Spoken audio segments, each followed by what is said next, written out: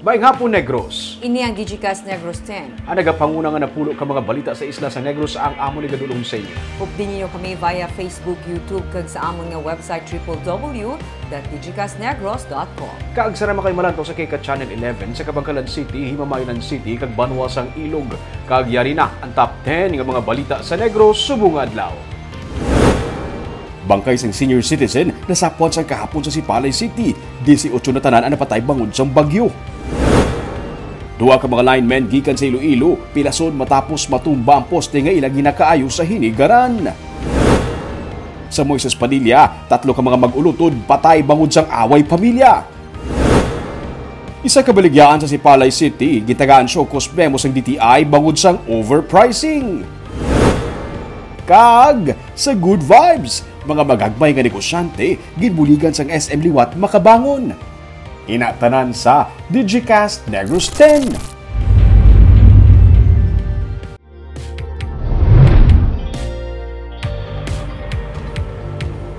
Sa number 10, presyo sang lechon baboy ay nagalabot na sa taga 700 pesos ang kilo. Humalin sang nagligad nga semana, masako na ang mga baligyan sang lechon sa kilid sang Dalan Araneta sa Bacolod. Sunod sa mga manugbaligya, may nagakaigo nga supply sang live hogs nga inug lechon. Ugaling, nagsaka sa masobra 1,000 ang presyo, bangod nagsaka man ang baligyaanay sang live hogs, epekto sang ginapatuman nga ban sa mga imported pork products sa probinsya. Gani nagahamboy karon sa tag 6,000 pesos, tubtub 9,000 pesos ang whole lechon, depende sa kada kuon. 700 naman ang kada kilo sini, nga sa nagligad lang nga sinemana, sarang pamabakal sa tag 650 pesos ang kilo. Tungod nga ang Manila, Cebu, diri sa atong yakwa supply. Di amo na nga kami nga negosyante di sa Negros nga ipit kami tungod nga ang pinakanubo namon di nga lechon sa ismail sa lutok. Sa hilaw sa ismail ginabakal na nila tungod nga ang baboy to sa Ilaya. Katunga lang yung presyo sa Negros kumparar sa ila to.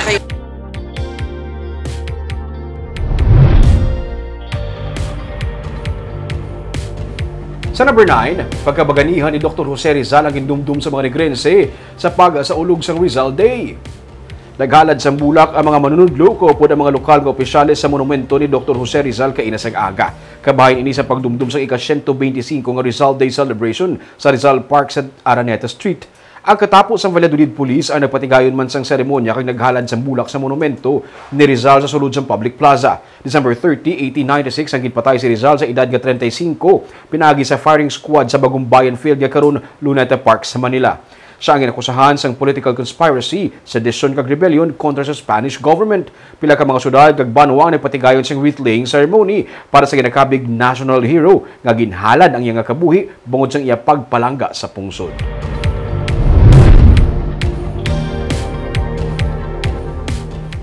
Sa number 8, Bacolod City Police Office ang panakop sa mga nagpalupok sa gwa sang designated firecracker zone. Nagpagwa na ang Bacolod City Police Office ang listahan sa mga lugar sa tagsa ka mga barangay kung sa diin lang pwede makapalupok ang publiko. Ini amo ang community fireworks display area. Kada barangay ang may tig-1 tub-tub 5 ka mga fireworks sa display area nga mahimo kadtuan sa mga pumuluyo kung ilaluyag nga magpalupok sa pagsugalaw sang bag-ong tuig. Ginpahayag man ni Police Lieutenant Colonel Sherlock Gabana, spokesperson sa BCPO, nga sarang makasuhan ang mga pumuluyo nga magpalupok sa ilaog saran o kung sagwa sang fireworks display area.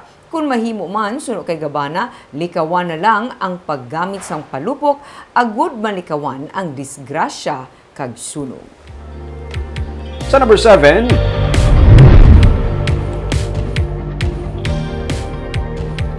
halit sa kasapatan bangod sa bagyong Odette nagdangat na sa 742 million pesos. Inibase sa final report sa Provincial Veterinary Office. Masobra sa 426 million diri ang balor sang halit sa mga nagkalamatay nga livestock kag poultry. Masobra naman sa 315 million pesos ang kahalitan sa mga physical structures kasubong sa mga animal housing kag facilities. Sa 29 ka mga banwa kag syudad nga nahalitan, ang banwa sa Pontevedra ang nag-report nga may pinakamataas nga kahalitan sa nagkalamatay nga kasapatan. 51.5 million pesos. Sunod sa kay Dr. Rinante Dicena, ang provincial veterinarian, ininatungod nga madamo sa broiler kag layer farm sa Antipolo, area nga nagkalaguba. Sunod naman sa Bagwa, may pinakamataas nga ginreport nga halit sa mga housing kag iban pang structures, 58.8 million. Sa pihak ka bahin, nagsugod na abot ang bulig para sa probinsya kasubong man sa Banwa kag syudad, angot sa halit sa Baguio Odette. Ilakip na Bacolod City kag Negros Occidental. 309.8 million pesos ang pondo nga na-download gikan sa Bureau of Treasury kag National Housing Authority. Kahapon ang 90 million pesos nga pondo gikan sa NHA para sa rehabilitation sa mga naguba nga balay ang turnover sa probinsya. It is extremely taxing for families to try rebuilding their homes while starving and thirsty. To President Rodrigo Duterte and the National Housing Authority, thank you for your timely response to the dire need of our people to restore their homes. In a year of unprecedented threats to humanity, we are grateful to everyone who extended assistance and help.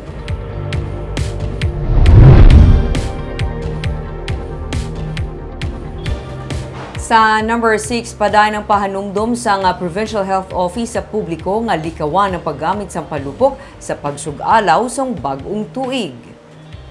Suno kay Dr. Ernel Tumimbang, dapat nga dumdumon sang tagsa-tagsa ang luwas nga pamaagi sa pagsugalaw sa nga bag-ong tuig. Nagapati si Tumimbang nga sa sitwasyon karon hindi lamang bahin sa COVID-19 kundi pati na sa natabo nga pag-igo ni Baguio Odette ang prioridad sa mga pumuluyo nagkambyo na. Tigaylo nga magbakal sa palupok, ini ang pagagamito na sa pagkaon o kun mas kinahanglanon nga mga bagay. Napaidalom naman sa Code White ang mga ospital karon nga tuiga naman nga ginapatuman. Handa na mga emergency rooms sa New Year-related injuries o kun cases. I think ang priorities will shift sa those nga food kang whatever nga logistics to rebuild our homes. And of course, save for the rainy days again. So, amo na siya, I think, ang focus. Right now, daw nakita ko man ang epekto sa Odette, no? Kag sang epekto man sa aton, whatever nga aton advocacy with regards to firecrackers. Kaya daw subong pa lang, even Christmas, ang una ka palupok na tamo. But subong daw ko mabatian nga may palupok ta. And it's good, no? Basi, dira manawag ang aton firecracker incidents na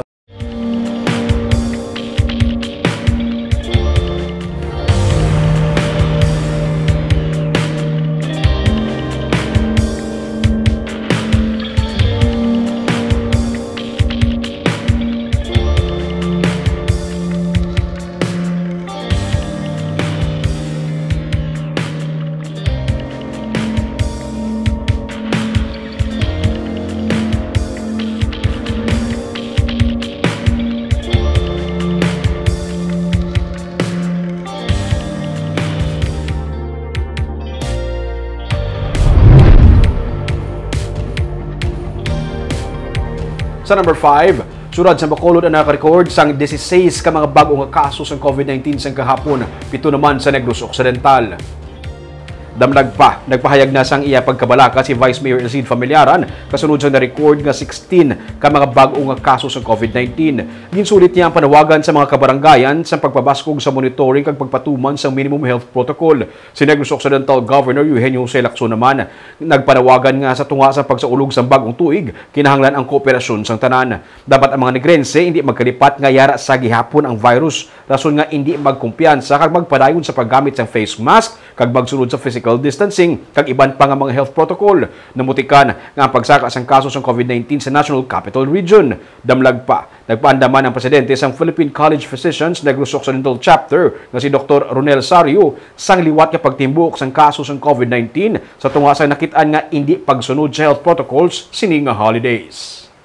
Let us be cognizant that the COVID-19 is very present, no?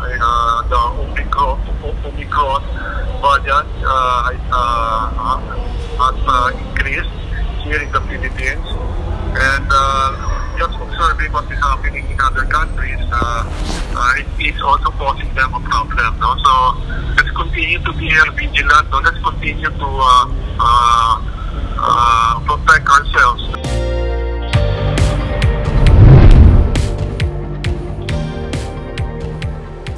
Sa number 4 sa banwasang Moises Padilla, 3 ka mag-ulutod patay bangod sang away sa pamilya.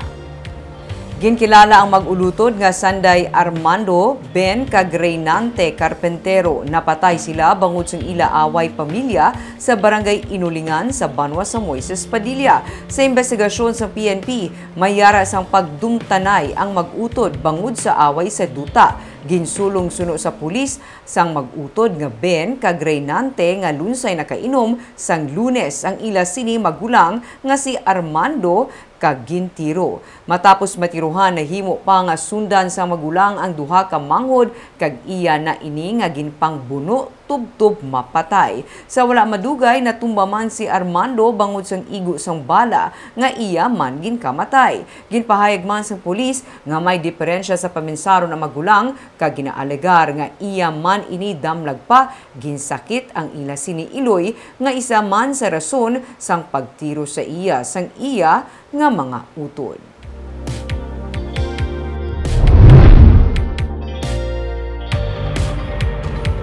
Sa number 3, duha ka mga linemen nga taga Iloilo kag yari sa Negros para magbulig ang nagkalasamaran matapos matumba ang poste nga ila ginakaayo. Ang duha ka mga pilason, mga linemen sa Iloilo 2 Electric Cooperative Incorporated o kun Ileco 2. Nasamaran sila matapos matumbahan sa ginakayo nga poste sa Barangay Pilar sa banwas sang Hinigaran. Sunod sa Hinigaran Bureau of Fire Protection nga isa sa mga nagpatigayon sang rescue. Napatindog na sang duha ang poste kag ila na ginakayo ang linya sang kuryente sang matumba. Upod sa pagtumba ang duha ka linemen kag lunsay na samaran ng ilang mga butkon. Nadala naman sila sa ospital kung saan diin sila karon padayon pa nga ginabulong.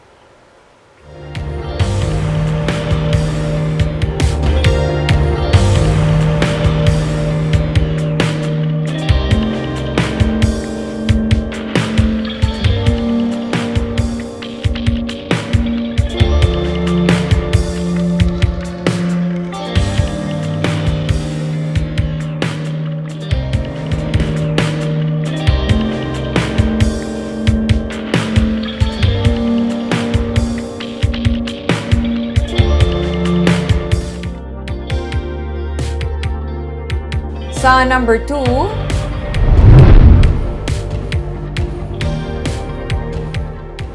baligyaan sa syudad sang Sipalay ang ginisyuhan sang show cause order sa Department of Trade and Industry matapos nga mamutikan nga nagabaligya sang overpriced nga mga basic necessities bisan pa ginapatuman ang price freeze. May report si Nico Delfin. Wala pa sang may nabaton nga reklamong opisina sa Department of Trade and Industry sa Negros Occidental angot sa mga nagabaligya sang overpriced commodities karon nga ginapatuman ang price freeze sa idalom sang state of calamity.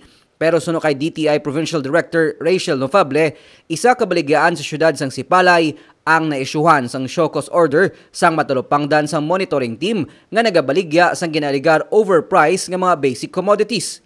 Because relatively higher ang baligya nila. But we already have the price freeze sa basic needs. So na-distribute naman natin ang mga automatic price freeze sa mga supermarkets and grocery stores. No?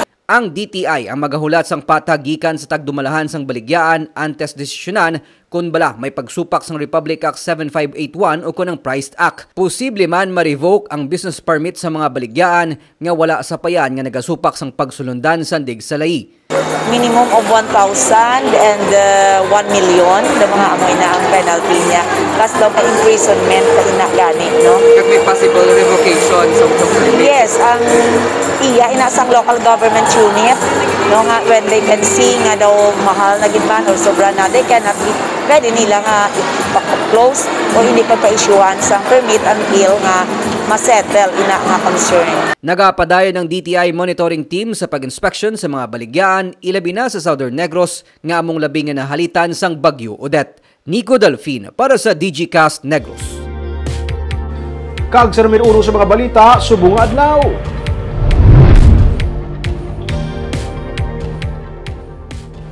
Nagdangat na sa 18 ang napatay sa Sipalay City bangod sa bagyo nga Odette matapos may ma-recover nga bangkay sang kahapon. Samtang tigayon na nahatagan sang supply sang kuryente ang Sipalay sumugod kagabi. Yaring report. Ang ini nga interview kuha sa Digicast Negros sa Disyembre 19, 2 ka adlaw matapos nang halit ang bagyo nga Odette sa Negros. Ginapangita sang sini nga magtiyo ang 72 anyos nga si Lilita Amaro sang barangay Kabadyangan. Inadlaw na sila nga nagatabid-tabid sa rescuers para makita si Lilita pero napaslawan sila. Istorya ni Ruel de Masigan, 7 sa ilang pamilya ang ginanod sang baha. 5 ang nakaluwas, 2 ang missing. Una nga nakita ang bangkay sang special child nga si Alex Amaro. Ang 5 nakasangit, ang 2 sa lubi, ang 3 nasangit sa Jimelina, Pipeltri. Mo isa na. Ang isa na ning missing sa buong. Isa lang missing nga nakita naman namon ang si nanay mo ning missing. Nanay ni Tiyo. Nanay ni Tiyo. Ano mo na yang missing? Lola naman ni sa wang. Kita ginapakita sa subong ginapakita pa siya. Yan pangita pa namon, pila na kami magbalik man daw sa kon, way pan. Kahapon, nagsukat nga 2 ka semana na nga missing si Lilita. Mga 5:40 sang hapon nasapuan ang iyang bangkay sa higad sang suba sa barangay Hill, Montilla. Sunod sa kay Johnny Lubugtae, ang pamuno sang rescue team sa Sipalay City, mga residente ang nakasapo sa iya sini nga bangkay. Actually, ang iyang nawas, dito nato nakita sa higad sa suba, na nakadasok sa mga rurong o kung ang mga sagbot nga dala sang baha.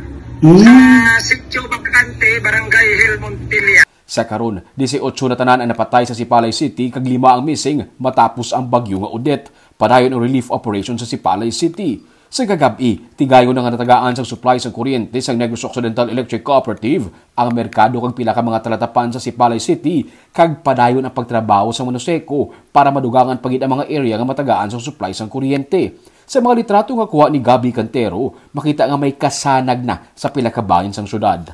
Subong adlaw daw mga na sila sir kay subong sa atong Digicast naka-energize na sila. Naglapad ang area nga may kuryente sir.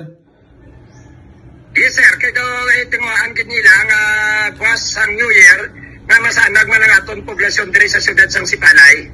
Subong, ginatinguan naman sa Noseco nga matagaan pagid sang power supply ang kanto ni kag hinubaan. Ang ibang nga bahin sa Southern Negros ang hindi pa fully energized pero padayon man ang trabaho sa Noseco nga ginatabangan na sang iban pagid nga mga electric cooperatives gikan sa Panay. Sa Good Vibes, mga magagmay nga negosyante ang ginbuligan sang SM Supermalls, agud to sila liwat nga makabangon. May report si Nico Delfin. Binilyon ka pesos nga negosyo ang nagsirado kag linibo ka mga trabahador ang nawadan sang trabaho bangod sang pandemic humalin sang nagligad nga tuig. Ang anay manunudlo nga si Engineer Presi Perez nagbuhin man sang staff agud bisan paano makasurvive lang ang iya negosyo nga mga handmade products pareho sang angel chimes nga himo sa mga recycled tinted bottles. Business down. I cannot afford to pay the workers anymore. Therefore, stop production. But I still have the stock. So now and then, managing na lang alone and with one staff. Ginkalipay niya nga natagaan siya sang oportunidad nga makabaligya sa sulod sang SM City Bacolod upod sa 5 pa ka mga kasubong niya nga micro, small and medium enterprise sa ginbuksan nga startup market sini. It really inspired me, so I still keep on smiling because of this opportunity. Then I consider myself lucky, blessed because of this opportunity, and very thankful to SM for this opportunity.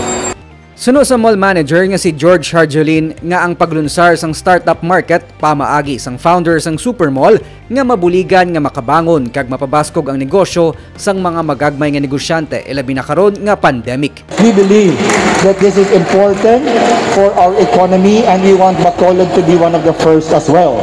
So after Mega Mall, it's Bacolod and there are 11 others that will be launching in the coming months.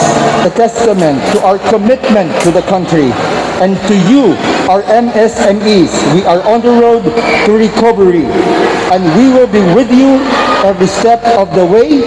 Nagapati ang Department of Trade and Industry nga dako nga bulig ang startup market para matagaan naman sang paglaom kag inspirasyon ang iban pa nga mga MSMEs nga nahalitan sang pandemic kag bisan ang mga yadtong nahalitan sang Bagyo Odette. Ang aton MSMEs are really resilient, meaning wala sila nag-give up during the pandemic.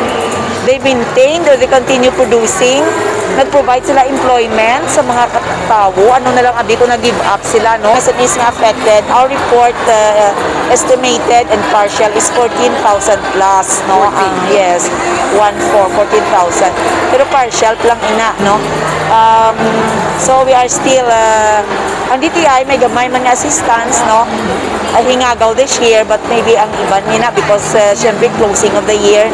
Kabahin sa mga locally made products nga makitan sa startup market sang mall, ang mga bags sa giban pa nga fashion accessories nga himo sa pandan, mga home decors and accessories, mga cosmetic and health food products nga himo sa Pinoy cinnamon plant, bacolod version sang Japanese mochi ice cream, kag mga chicharon kag peanut products. 13 tanan ka mga startup markets ang pagabuksan sang supermall sa iban pa nga mga lugar para mapadasig ang economic recovery sang pungsod. Nico Delfin para sa Digicast Negros. Kanami man nga concept, Barb, nga ibuligan ang mga local producers, local nga mga negosyante, no? Para sa ending sang tripping ni Romeng, ululupod kita sa pagbangon. Grabe. Oo, Ming, I agree. Kaya sino pa ba ang mabulig sa aton kung hindi ta magbuligay nga isa kag isa? New beginnings, new year. So, mo nangwa kag for boss, wala tayo isang newscast, si Digicast Negros. Papahuwag kami na for the new year. Sa amo lang na iyang adlaw. Sa boss lang. Kag syempre, Ming, kita ang nagapangamuyo kag naga-greet man sa tanan-tanan naton nga mga ka-Digicast sa nga safe kag happy new year kag prosperous nga new year. Yes. Para sa 2022. Kag amoy adto mga balita sa Negros subong nga adlaw. Kay man sa panahon karon importante nga may ihibalo ka sa nagakatabo sa imo nga palibot. Pero dapat balansya kag eksakto ang mga impormasyon. Parahan kami nga magapangalagad sa Necrosanon. Ako si Barbara Mijares. Tub-tub next year. Ako naman si Romeo Subaldo. Mayong hapon.